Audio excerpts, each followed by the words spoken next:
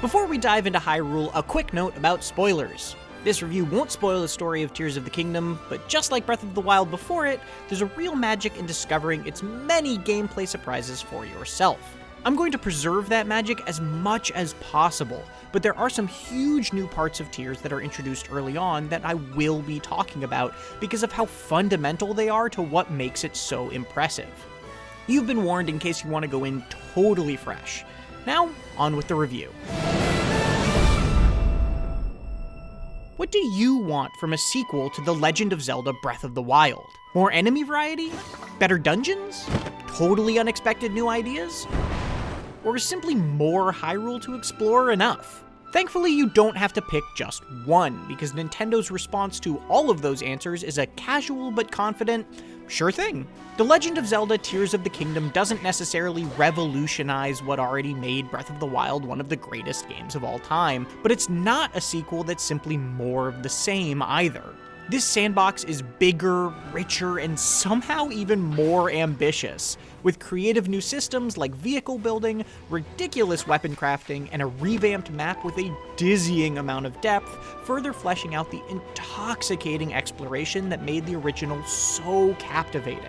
Breath of the Wild felt far from unfinished, but inconceivably, Tears of the Kingdom has somehow made it feel like a first draft.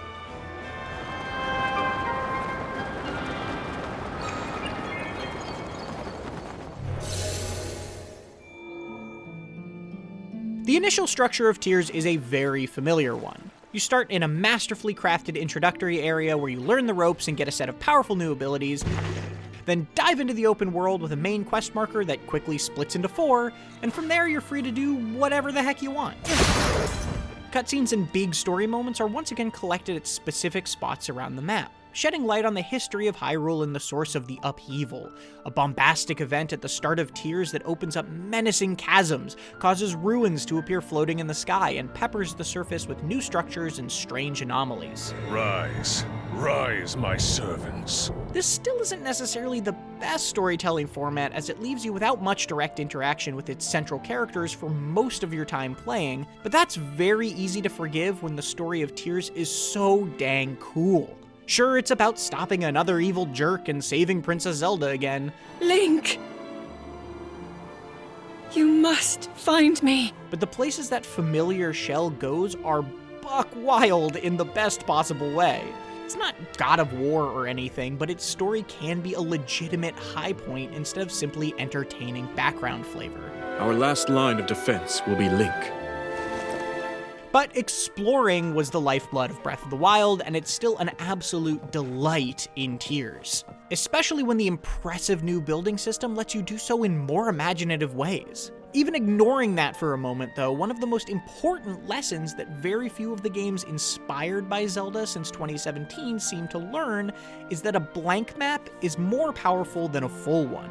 You have to mark down points of interest you see or hear about in the world yourself, and filling it to the brim with your own goals is so much more natural and rewarding than being handed a checklist of waypoints right away.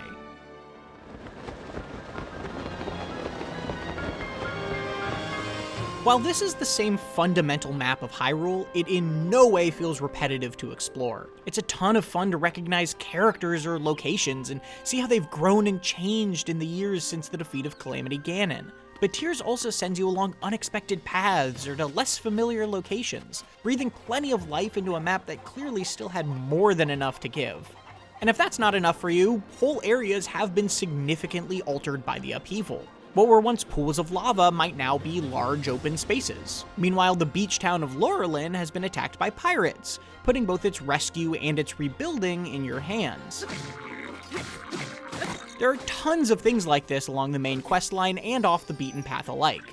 And if that's not enough for you, I also loved stumbling upon and exploring dozens and dozens of caves, wells, and sky islands. These are mostly self-contained little areas ranging from hidden fairy fountains to expansive obstacle courses with tantalizing loot at the end.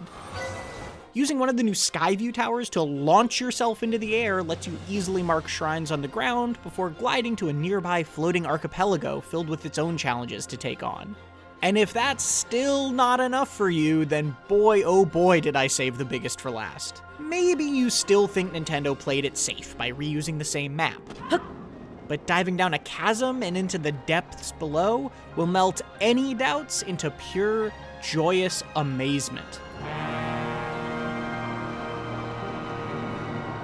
Waiting underneath is a dangerous, pitch-black map that is literally the size of Hyrule itself. I cannot overstate this. It is massive. I have played over 100 hours of Tears, and I have explored maybe half of it. This new map is not entirely like the surface in that it doesn't have much in the way of side quests or story moments, but it is full of treasures to seek out and plenty of awesome surprises worth discovering for yourself. That red substance is called gloom, and whenever you take damage from it, it lowers your maximum health. That forces you to either return to the light or eat a gloom-removing meal to recover them, which adds a very fun pressure to every fight down here.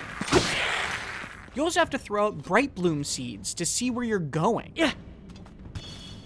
which gives exploration a totally different and much more tense feel. And while there are no shrines in the depths, there are dozens of light roots, which heal gloom and illuminate a part of the map around them when activated. That's yet another completionist goal that's equal parts compelling and extensive. Taken together, the depths and the Sky Islands act as brilliant complements to the more traditional surface activities, stretching a structure I was already intimately familiar with into beautiful settings and wild situations I very much wasn't. There are now uncountable opportunities to get endlessly distracted until you're wildly far away from wherever you only thought you were going. One time, a friendly drummer asked me for some honey, and it wasn't long after I went to get it for him that I was in the literal underworld being murdered by a giant robot. I just wanted some honey.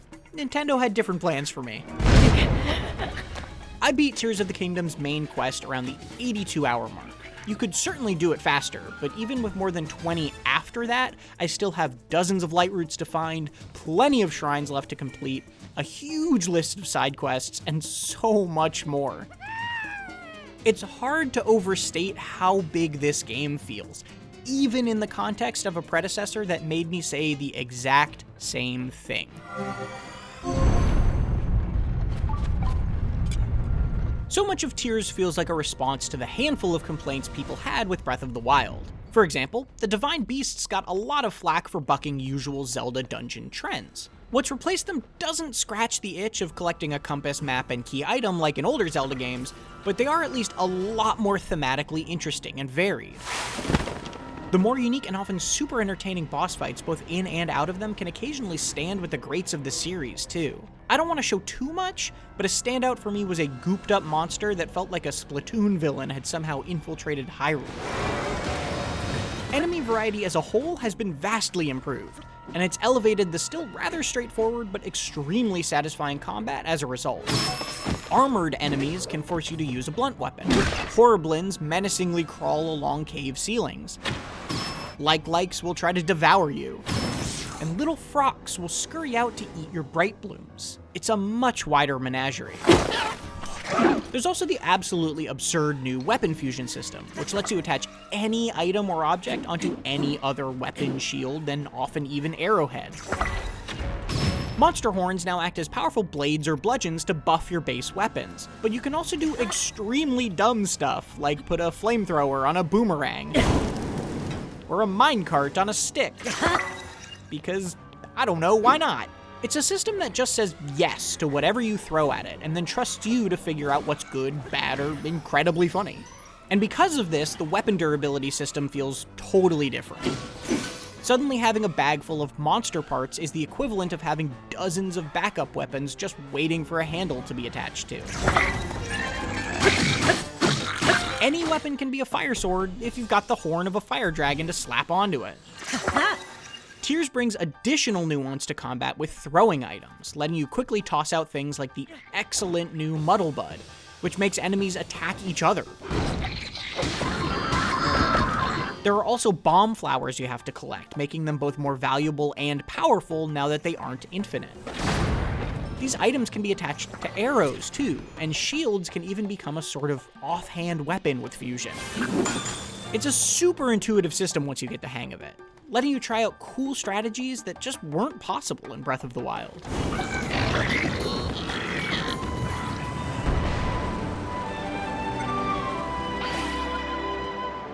The complementary ability to weapon fusion is the Ultra Hand building system. You can now pick up, rotate, and attach almost any objects to one another with ease.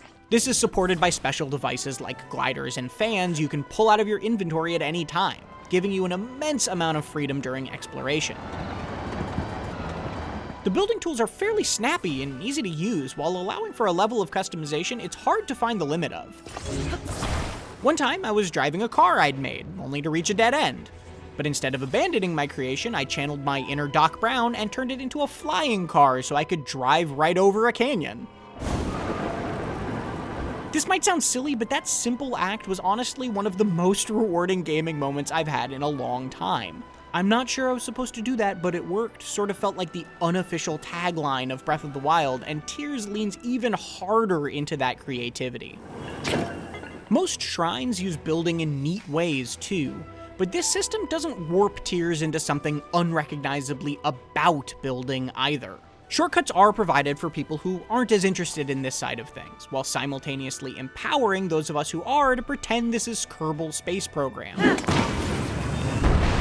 Getting from point A to point B can become an engaging puzzle all its own, whether that's making a traveling band's carriage fly to get them up a mountain, or helping a Korok get to its far-off friend. Well, close enough. Amidst all of this cleverness is a hysterical air of Looney Tunes lunacy, letting you strap literal rockets to anything and everything and then watch like Wile E. Coyote as your plans disastrously blow up in your face or simply drive off out of your control. Sometimes failure is just as fun as success.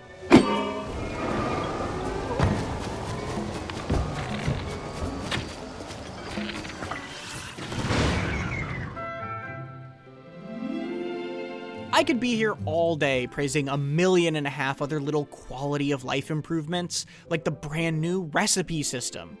But one place Tears hasn't necessarily improved over Breath of the Wild is performance. This can be a beautiful game as you soar through the air, but you'll also see the same frame rate dips that the last game suffered from during busy moments. They can certainly distract, but it's also not any worse. So the only harm they ever truly caused is the emotional damage of making me once again pine for a Switch Pro, as we've all been doing for the past several years. And it's really quite remarkable that I saw essentially no bugs whatsoever, positioning Tears far away from a mess like last year's Pokemon Scarlet and Violet. Honestly, the fact that you can jump from the very top of the sky and dive all the way to the surface, straight through a chasm, and down to the floor of the depths seamlessly with 0 load screens feels like a genuine miracle.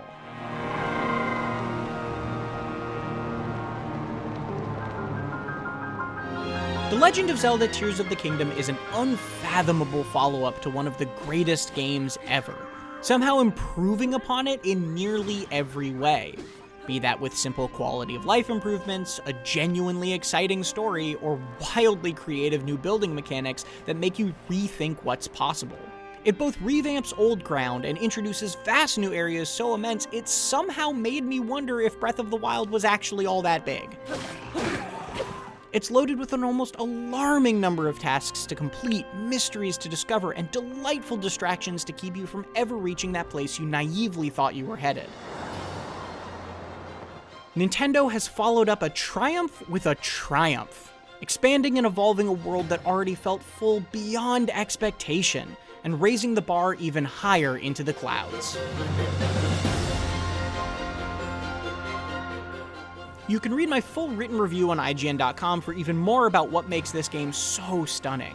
And we have lots of tips, tricks, and more on Tears of the Kingdom to come.